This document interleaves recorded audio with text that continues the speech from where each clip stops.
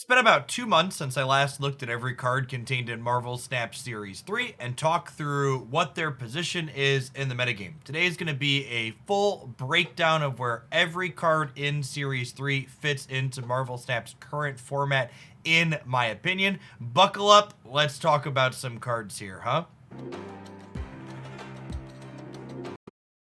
To start, for those who haven't seen one of my rankings videos before, I like to do something a little bit more descriptive than the typical S through F rating system. I'm going to be breaking cards down into 6 categories. Things that are just kind of bad because some cards are, unfortunately. Things that are narrow and fine. Things that are flexible and fine. Things that are narrow and powerful. Things that are flexible and powerful. And of course, Aero.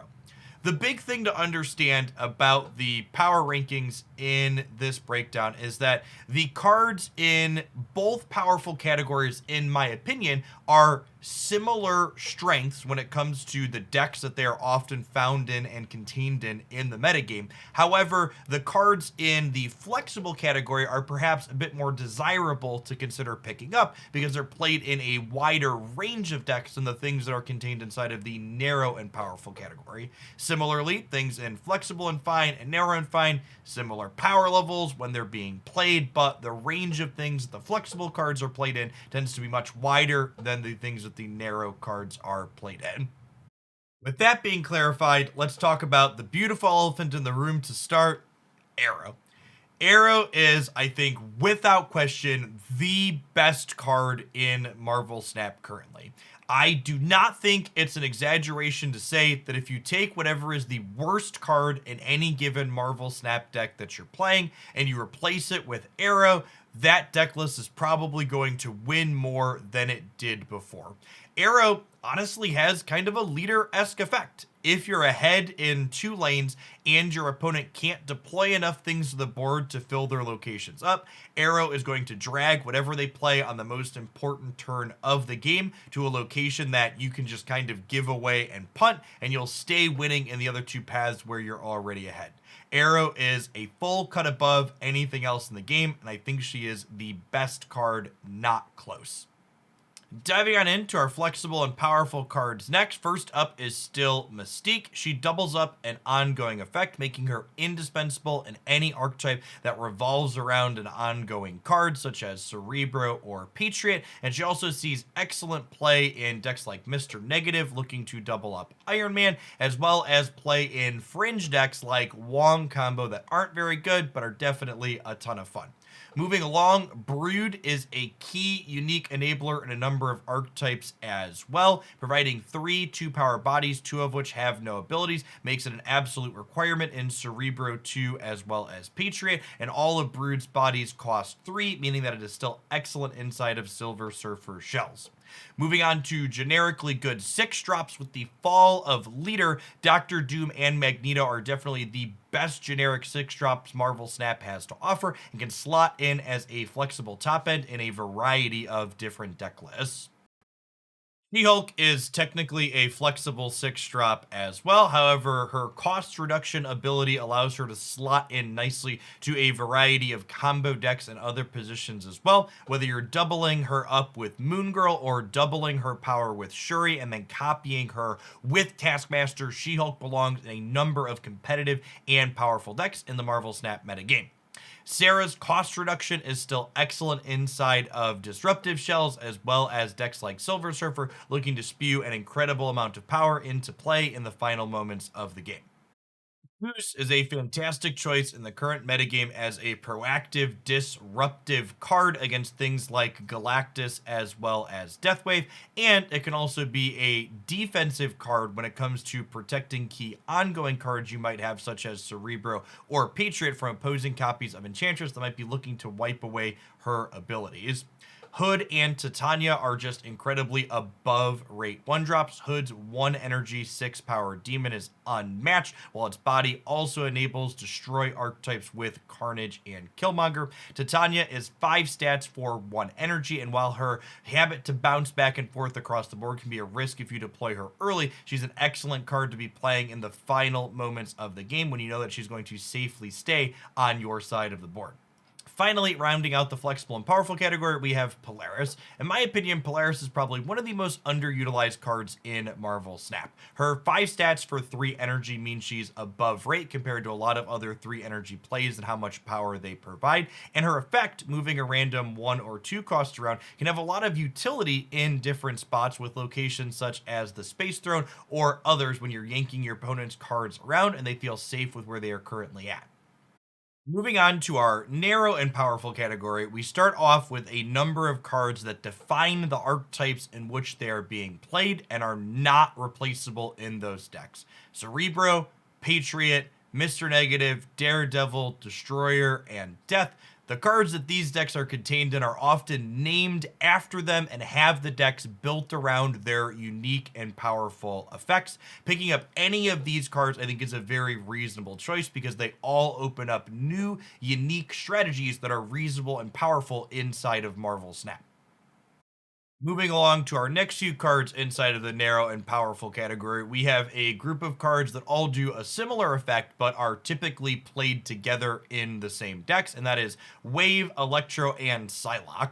All 3 of these cards are unique in that their Marvel Snap cards let you have extra energy ahead of time, Electro providing it for the rest of the game, Psylocke providing 1 extra on the following turn, and Wave letting you play any card that costs 4 the following turn, while also enabling crazy combo decks with things like Death and She-Hulk.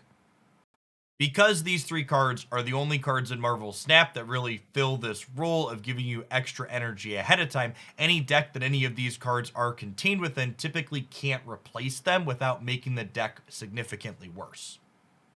Moving along, we have Dracula, which just offers an incredible amount of stats on average for just 4 energy. Discarding a random card from your hand and then taking on its stats means Dracula can frequently be even 20 power when it bins a copy of Infinite for you. We see Dracula seeing play inside of Lockjaw shells as well as various discard shells looking to leverage Apocalypse with this powerful effect. Up next, we have a group of cards that has firmly moved into the powerful grouping with the introduction of Shuri to Marvel Snap, and that is Red Skull, Taskmaster, and Arnim Zola. Red Skull is easily the best thing that you can double up after you play a Shuri on turn 4, providing 30 power worth of stats, which makes the fact that Red Skull gives everything in your opponent's lane +2 basically a non-factor. After you've created a 30 power Red Skull or something else that is large with Shuri, copying that big thing across the board with Taskmaster or Arnim Zola is one of the best follow-ups you can make on the final turn of the game, frequently winning the game on the spot. Next up, we have a couple of unique enablers here in the narrow and powerful category. Quinjet, making all of your created cards cost 1 less, a very powerful effect on a card that costs just 1 energy, as well as Magic, who creates Limbo to give us a 7th turn. Magic is a very fantastic card inside of combo decks because that 7th turn means you get to draw 1 additional card from your deck, increasing the likelihood that you're going to assemble whatever kind of powerful combo your deck is looking to play. Magic is most frequently played inside of Mr. Negative to give you an extra draw after you invert your deck, but she also sees play in some more fringe archetypes like Wong Hazmat. Finally, we have Dr. Octopus. This card has become a staple in the metagame force that is Galactus, pulling key disruptive cards out of your opponent's hand before you try and deploy the deck's namesake Galactus to the board. Dr. Octopus also has utility outside of that, though. There's a lot of B-tier decks that are looking to leverage this card as a disruptive tool or something to double up with for Shuri as well. As we move into the fine category of rankings today, I would just like to call out that Agent Coulson, Maria Hill, and Helicarrier, as of when this video is posting, are currently Series 4. However, within the next couple of weeks, they will become Series 3, meaning that they should be rated in here since they're not planning to do another one of these in the short term. Speaking of the power level of Agent Coulson and Maria Hill, I think once these cards get into the hands of more players and they become more accessible inside of Series 3, they're going to see a lot more play. Not only are the amount of stats that these cards provide pretty on rate for a 2-drop and a 3-drop, but the utility that they provide combined with the fact that your opponent's not really going to know what they need to be playing around from these randomly generated cards makes them quite good inside of a number of shells, even before you start to consider the fact that they have synergy with other good cards like Quinjet that we discussed before. Moving along, inside of our flexible and fine category, we have a couple of disruptive 3 energy cards here in Debris as well as Juggernaut. Both of these cards are fantastic against the common metagame threat of Galactus and just have good utility in different spots as well. Juggernaut is an excellent follow-up to the card Storm, but it's also really powerful on the 6th turn of the game, being a pseudo Aero type effect that gives you 3 additional energy to play out other cards with alongside him. Not to forget about Captain Marvel here in a 5 energy play as well. Captain Marvel is a card that I think is pretty underplayed in general with the flexibility that she provides to play to all of your paths simultaneously. And I think Captain Marvel is another card that gets a bit of a power level increase when combined with Shuri from Series 4, because 12 power playing to all your paths simultaneously is a lot more difficult for your opponent to play around than the base 6 that she provides. Rescue is probably one of the best big stat 4 drops in Marvel Snap. When you play out to her path on the turn after, she gets +5, kicking her all the way up to a whopping 9 power. Rescue also combos well with our next flexible and fine card here in Mysterio, which provides 4 stats for just 2 energy and plays out to every path on the board. Not only can these Mysterio clones give you utility by triggering things like Rescue, but they also hold bonuses from things like Nova or Blue Marvel, and they can be devoured by something like Carnage to give it a bonus as well. Another thing that you can do with one of these 0 power Mysterio clones is donate it across the board here with our next flexible and fine card in Viper. Viper is another card that I think is a little bit underrepresented in proportion to what her power level always feels like when I play her. In addition to Viper having direct synergy with things like Mysterio and Hood that we can put into our own decks, Viper is a counter card to things like opposing Galactus, and she can send things like Green Goblins and Hobgoblins back across the board, as well as donating things like Raptors or -2 power ninjas that flip randomly up out of locations. Moving along to our next 2 flexible and fine cards, we have some reasonable 3 energy plays here in Green Goblin, Thor, and Maximus. Green Goblin is a little bit below rate in terms of how many stats it brings to the board, but the fact that it fills up a slot on your opponent's side of the board allows it to disrupt Galactus, as well as provide utility in spots that other 3 drops wouldn't. Thor is pretty close to on rate with 4 base energy, and then can kick itself all the way up to 10, while also providing utility thanks to the 0 energy Mjolnir inside of decks like Lockjaw. Maximus is a pretty poor turn 3 play since it draws your opponent 2 cards, but it is quite good when it comes to kind of building your own 6 drop on the final turn of the game, where you get 7 stats for his 3 energy and then get to play other additional cards out as well with your 3 remaining energy on the final turn. Absorbing Man isn't played in any of the best decks in Marvel Snap currently, but it has a lot of good utility in some B tier decks in different spots. You can ramp up into a Doctor Doom and then copy it the following turn with Absorbing Man. You could follow up a turn 5 Aero with Absorbing Man to control your opponent's plays go on the last 2 turns of the game. And if you're playing something like Sarah to reduce the cost of your cards, you can utilize Absorbing Man to double Shang-Chi or double Enchantress your opponent on the final turn of the game. Rogue is a pretty reasonable tech card into a number of matchups. She steals the ongoing effect of something across from her. This is excellent into decks like Mr. Negative, where you can tag an Iron Man, or things that are playing Blue Marvel looking to swarm the board. She's also pretty powerful against things like Cerebro or Patriot, often shutting off their decks on the spot. That being said, against decks that don't have ongoing effects, she's just a 3 energy, 1 power card, so how potent she is can vary pretty highly based on the matchup that you're currently playing.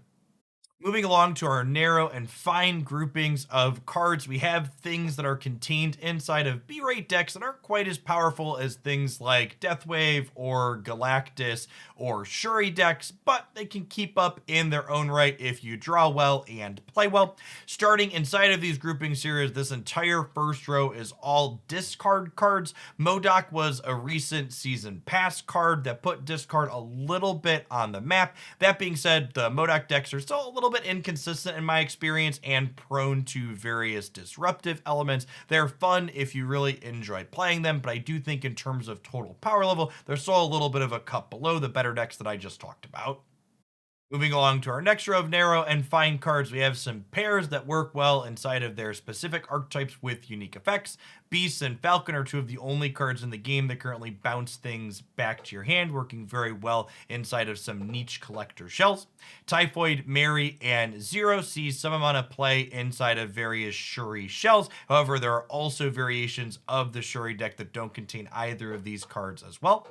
Luke Cage and Hazmat is a 1-2 punch, with Hazmat giving everything on the board -1 attack, and Luke Cage preventing anything, including your own Hazmat, from making any of your own cards in play smaller. Black Widow is a reasonable disruptive effect against combo decks since she cuts them off of 1 out of their 6 draws over the course of the game, and the fact that the Widow's Bite has to be played to the board means that things like Hazmat also have synergy with her as well. Mojo is the most above rate 2-drop in Marvel Snap if you can enable it, getting a whopping +6 stats if both sides of the board where he is deployed are full. This makes him excellent when paired with other cards like Debris and Green Goblin in decks that are looking to fill up the opponent's side of the board.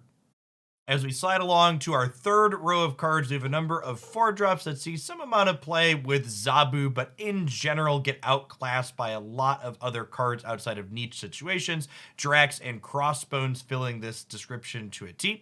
Giganto is just a big, dumb 6-drop. It is a little bit restricted, only being able to play to the left side, but it does see play inside of Jubilee, Dracula, and Lockjaw decks with some consistency.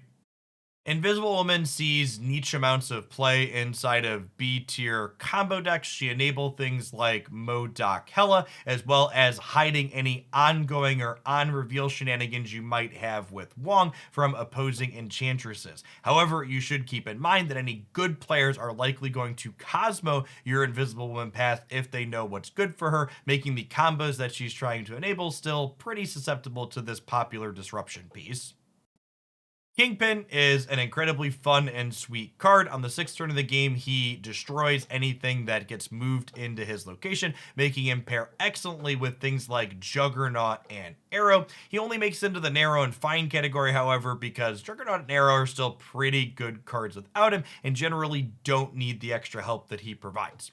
Sliding along to our copies of Spider-Man, Miles Morales really feels like a card to me that's just like waiting for one more good move card to really enable him. His cost gets set to 1 if anything moved the prior turn, and it's only down here in the fine category, even though 1 energy for 5 power is well above rate, because the cards that you currently have to play to make Miles Morales 1 energy consistently tend to be kinda stinky. As far as Spider-Man propers go, if this tier list had been made before the Zabu nerf, Spider-Man would have been ranked much higher. However, with Zabu only reducing the cost of 4 energy plays by 1, Spider-Man has gone back to being a more fringe card again, largely only seeing play in synergy with things like Daredevil. Rock Slide makes it into the narrow and fine category thanks to the addition of Darkhawk into the game. Essentially, any Darkhawk deck that wants its opponent's deck to be nice and large is going to always be playing Rock Slide to get those 2 rocks into the opponent's deck for the additional stat line. Moving along to our bottom row here of narrow and fine cards, we have Ultron, who does see play inside of some Patriot variations. However, for myself personally, I generally prefer playing Doctor Doom as a top end in that archetype, so Ultron makes it only into the fine category for me personally. Wong is always the card I get the most comments on in these tier lists when I rank him pretty lowly here. Wong is basically what you could refer to as a noob killer in Marvel Snap. It's a card that does something that's incredibly powerful when you're playing against people that don't know how the game is played or aren't playing good decks. It's very, very good and runs away with the game. However, as you get better at Marvel Snap, the number of cards that disrupt Wong is incredibly high, and they're incredibly popular inside of the decks that better people are playing higher up on the ladder, so Wong's power level falls off pretty hard as you start progressing up, even if it is still an incredibly fun card.